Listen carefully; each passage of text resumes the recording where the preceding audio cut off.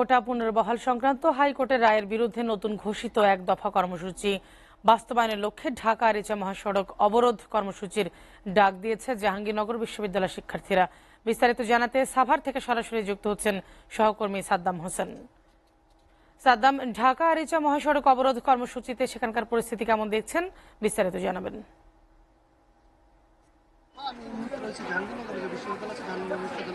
যে গ্রন্থাগার রয়েছেন, গ্রন্থাগারের সামনে অবস্থান করতেছি। আপনারা জানেন যে সারা দেশের ন্যায় কিন্তু যে কোটা সংস্কার দাবিতে কিন্তু আপনার সকল বিশ্ববিদ্যালয় কলেজ কিন্তু আপনার রাজপথে নেমেছে। তারই ধারাবাহিকতা জাহাঙ্গীরনগর যে বিশ্ববিদ্যালয় আছে, জাহাঙ্গীরনগর বিশ্ববিদ্যালয়ে ছাত্র আন্দোলনে যে ছাত্রছাত্রীরা রয়েছেন, তারা কিন্তু ইতিমধ্যেই যে লাইব্রেরি রয়েছেন, এই জাহাঙ্গীরনগর বিশ্ববিদ্যালয়ের যে লাইব্রেরি রয়েছে, লাইব্রেরিতে অবস্থান করতেছেন। আপনারা দেখতেছেন যে তারা কিন্তু জাহাঙ্গীরনগর বিশ্ববিদ্যালয়ের যে মূল ফটকের সামনে কিন্তু অবস্থান করে। এরপরেই কিন্তু ঢাকা আরিচা মহাসড়ক রয়েছেন, ঢাকা আরিচা মহাসড়কে কিন্তু তারা অবস্থান করে। আমি এখানকার একজন যে আন্দোলনরত নেতা রয়েছে, তার সাথে আমি কথা বলবো।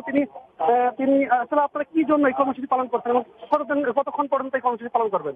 আপনারা জানেন আমরা যে যৌক্তিক দাবির পক্ষে আন্দোলনে যাচ্ছি সেটি কিন্তু আজকে হাইকোর্টের শুনানি হওয়ার কথা হচ্ছে।